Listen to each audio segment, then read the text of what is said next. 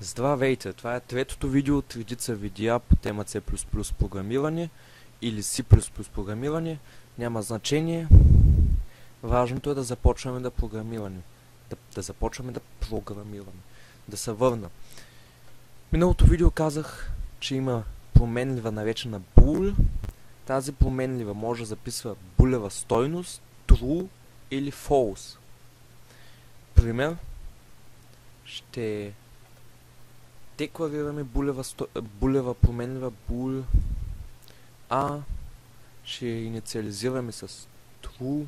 Важно. Винаги малка буква. Голяма буква true. Няма да стане нищо. Ще има грешка.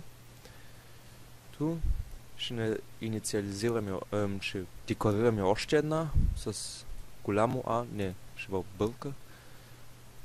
B е равна на 1. Това са две еднакви неща.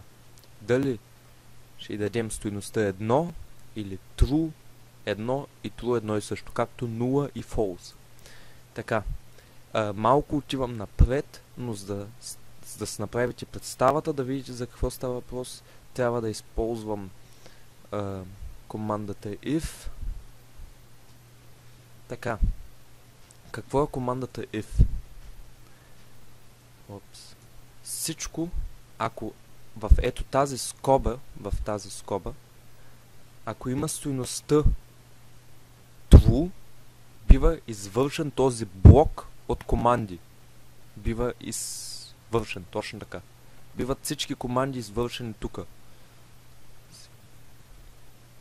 Това е темата на следващото видео, но за да ви обясня true и false, ще го използвам в това видео. Cout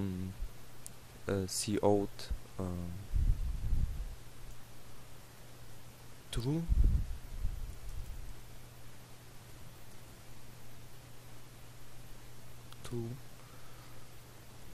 този оператор end line можем да го пишем, можем и да не го пишем. Защо ще видите по-късно. Сега ще напиша A. A, както знаем, е true, значи трябва да бъде изпълнен този блок от команди, макар че е само една команда и тази команда ни е cout, да изкараме на конзолата true. Execute, compile and run и за true, защото е вярно. Ще напишем променливата b и тя има числото 1, стойността 1, значи трябва да е true, пак да излиза. Обаче, ако напиша стойността 0, т.е. false, няма да стане нищичко. Празна стои конзолата ни. Така, до тук с стойностите, по-късно ще се занимаваме по-точно с тях. Оператор за присвояване е много лесен. А е равно на 34. В този случай равно е оператор за присвояване. B е равно на 16. Значи присвояваме целочислената стойност 34 към променливата A и тук присвояваме целочислената стойност 16 към променливата B. Много ясно, това сме го правили тук. Декларираме A, инициализираме с 12. Това е оператора за присвояване. Лесна работа. Аритметични оператори, знаем ги. A плюс B, A минус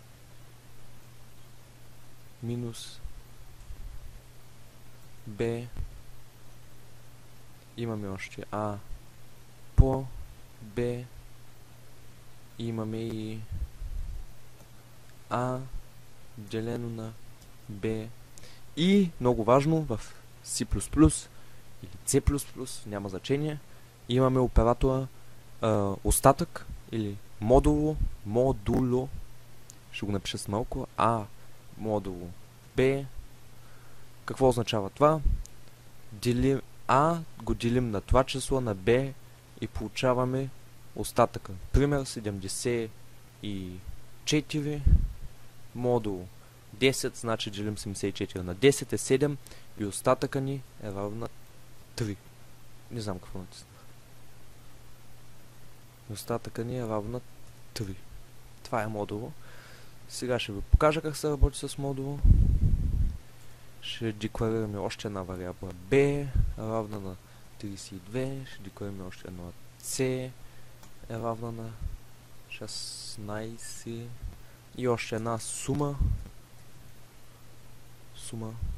Не знам дали се пише с двойно м. Сума, мисля, че съвсем много. Така. Пишем. Инициализираме сума е равна на оператора за присвояване е равна А плюс Б плюс С. И сега COUT сума, но не в тези двойни запитайки, кавички или как се казват. Защото тук, когато напишем това, издаваме винаги един текст. Може да направим така. Сумата е... И сега да изкараме сума, но... Да, ще го оставя така.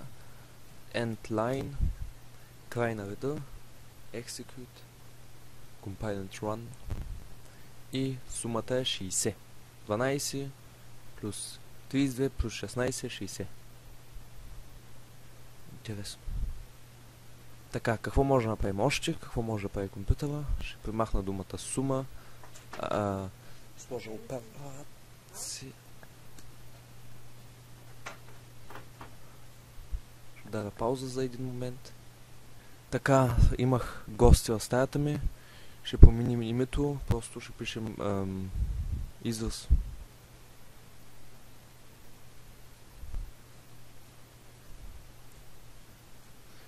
С български букви тук няма да може да работим. Има един начин, ама ще го покажа по-късно.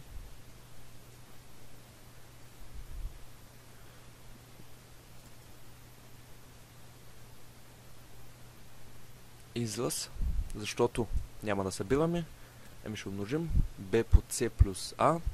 Както знаем, умножение и деление преди събиране и изваждане. И тук е така. Да, важно, не съм е декларирал.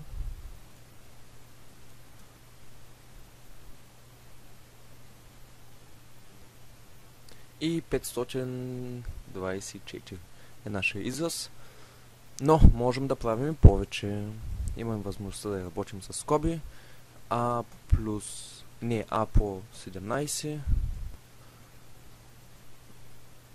По скоба 44 модул или остатък 10 плюс 17 плюс B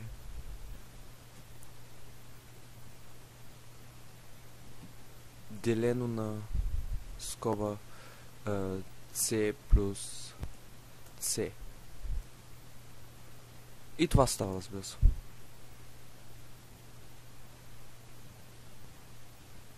$630. Интересна сума.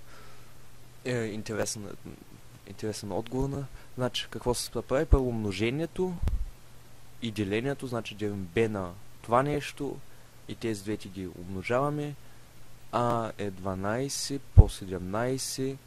12 по 17 го умножаваме с 3, защото остатъка 49 на 10 е 4, остатъка е 3, плюс 17, плюс B е 32 делен на C плюс C, 16. Точно така. Това можем също да го правим. Това е един по-дълъг израз. Колкото и комплексни изрази да правим, можем да работим. С комплексни числа също може да се работи, но ни трябва една допълнителна библиотека в C++. Оператор за сравнение. Те са много интересни. Така, имаме оператора за сравнение А равно на Б. Ще ги обясня и сега. А е различно от Б. Ще ви ги покажа даже. А е по-малко от Б. А е по-голямо от Б. А е по-малко или равно на Б. И А е по-голямо или равно на Б. Браво. А е, какво казахме, по-малко или равно на Б. И това са операторите за сравнение. Сега ще направим нещо много странно. Ще видите. Променливите ще си ги оставим тук. Израз няма да ни трябва. И ще направим пак това нещо с if. Скобата. Блок. С тези скоби правим винаги блок. Cout е да изкараме нещо на конзолата. В този случай искам да изкараме true end line. И следващата команда else е ако това е 0, грешно, else, тогава бива извършен този блок, който е в тези скоби тук. Cout false. Може би това нещо не трябва да го разбирате сега, просто важното, което ще ви покажа е в ето тази скоба. Ей сега, false end line. Така, ако А е по-малко или по-малко от B, ще излезе true, защото А е 12, B е 32, 12 е по-малко от B, значи израза в тази скоби е 1 или true, значи верен, и ще изкара true. Но ако обърнем скобата, това разбира се е грешно, ще излезе false.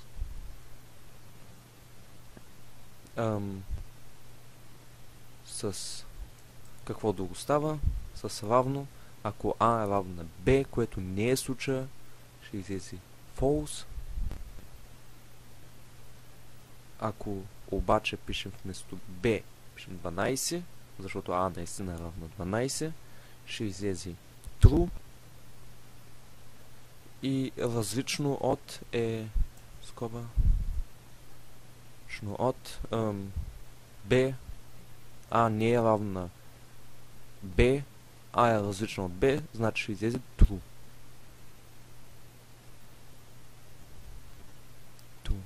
Така, това са в принципно това са операторите, сравнителните оператори. Да си припомним аритметичните оператори, това, което сме учили в училище, с модул. Как се пише модул, ще ви покажа. Модуло. Това са операторите за сравнение, както сме ги учили в училище, малко по-различно се пишат тук. Тук имаме равно, ако важно, много важно. Оператор за присвояване е 1 равно. Оператор за сравняване е 2 равно. Едно до друго. Това е различно, равно, по-малко, по-голямо, по-малко и равно, по-голямо и равно. Логически оператори. Те са доста лесни. Имаме 3 вида. Повече, но 3 основни, ще кажа. Това е оператора AND, или на български, после ще го напиша. Други оператор е Къде беше той? Or. По-сковата за на български. И последното е, който ще ви покажа, not.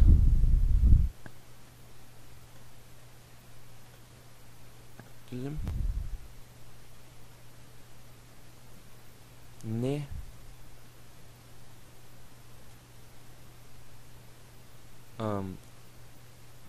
Или. И последното е и. Тоест първото.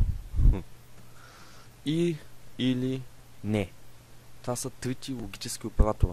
В булевата математика биват използвани то доста често, защото булевата математика е почти от тези оператори направена. Само дето в математиката използваме други символи за това нещо. И сега в практика ще ви покажа за какво става въпрос. Значи, фактически, ако А е true и Б е true, най-добре ще го сложа в скоби за израз. А е true и Б е true, тогава целият израз в скобата е true.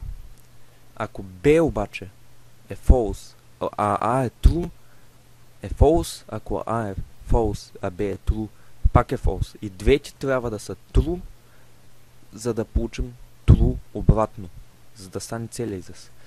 Какво имаме? Най-добре ще го сложа това нещо.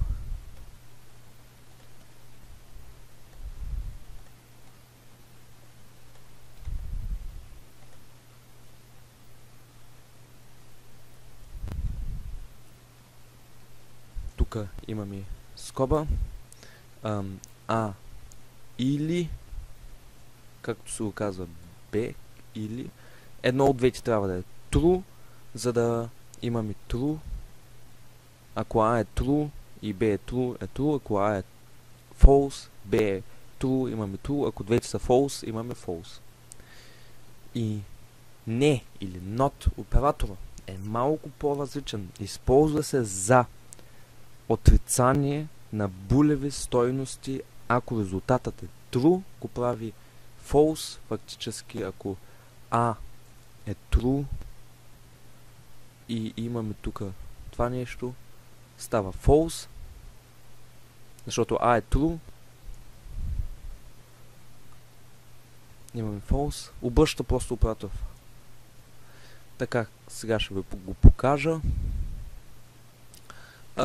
Един израз не трябва. А е равно, важно, с двойно равно. Това е оператора за сравнение. Правим израз. А е равно 12. Това е true. И Б е равна на 32. Значи, този израз е верен. Този израз тук е верен. Този израз също е верен. Двата изрази са верни. Значи ще излезе true. True. Обаче, ако пишем B е равна 33, това сега е false. Но този е true. Но и двата трябва да са true, за да излезе true. Значи ще излезе false сега. False. И 32. Сега следващия оператор е или, значи двете са true в случая, ще излезе true.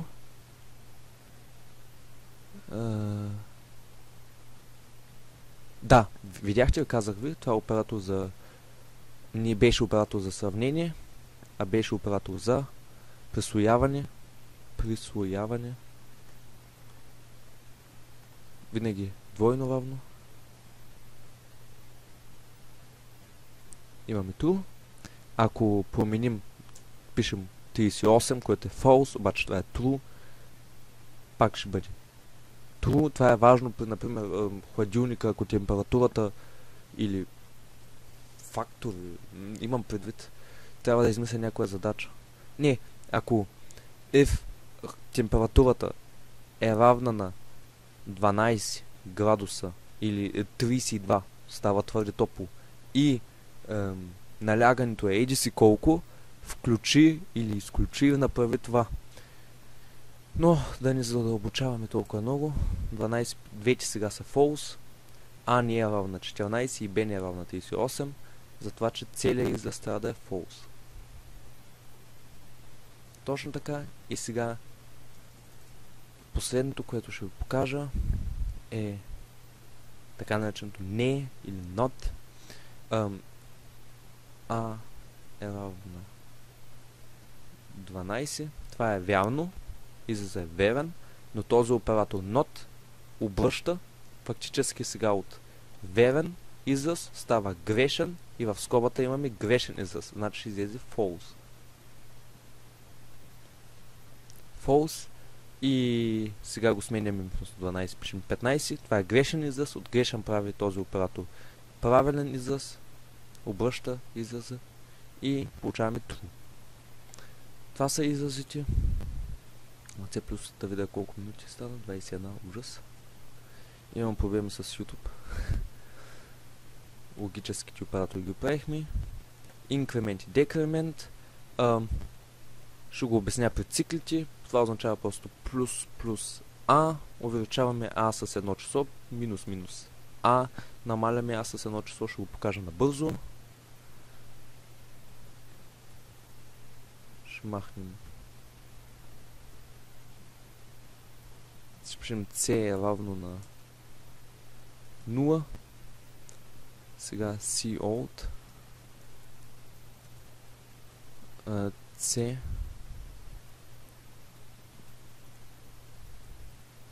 И тук ще пишем C или C е равно на плюс C. Това означава C се покачва с 1. Това е по-важно при циклите. Ето се покачва с 1, защото беше 0. При всичко става. Минус ще се намали. Не знам, 0 минус. Не знам какво ще излезе. Странен отговор ще бъде обаче. Добре, минус 1. Радвам се, че C++ може да смята и с реални числа. Битовите оператори са най-интересните, които аз няма да използвам лично в C++, но ако направя видеота по тема асембля програмиране, без тях няма да мини, но само за информация ще ви ги кажа. Тук битов оператор AND, битов оператор OR, битов оператор имаме един, нямам го като символ, XOR, имаме това нещо тук е NOT, имаме и този оператор, той е не толкова важен, и този. Това са битови оператори. Една задача мога да ви покажа с тях, ако имаме 001, 001, 0 и втория ни е 01, 1, 0, 0, 1, 1 и направим оператора UND, т.е. оператора AND и точно, че е 0 и 0, 0, 0, 1, 0, 1, 1, 1, 0, 0, 0, 0, 1, 0, точно така, 0, 0, 0, 1, 0, 1, 1, 1. Защото и двете са true, и двете са true, и двете са true. Ако направим оператора или, значи имаме 0, 1, 1, 0, 1, 1, 1. И ако направим оператора not, ето този, за него не ни трябва първия ред, значи прави от 0 1, 0, 0. Обръща просто операторите. Това беше. Така. Толкова от мен. Следващата ни тема е цикли или най-добре F if оператори, if, else оператори, else if и така нататък е следващата ни тема. После ще задълбоча това до сега, което сме научили. Повече информация ще дам, други видови променливи, само позитивни, колко са големи променливите, масивни и такива неща. Обективно програмиране, може би, ще започна и програмиране с GUI. Какво е GUI? Не знам и аз честно да ви кажа. Тоест, знам какво е, но не знам съкръщение на какво е GUI.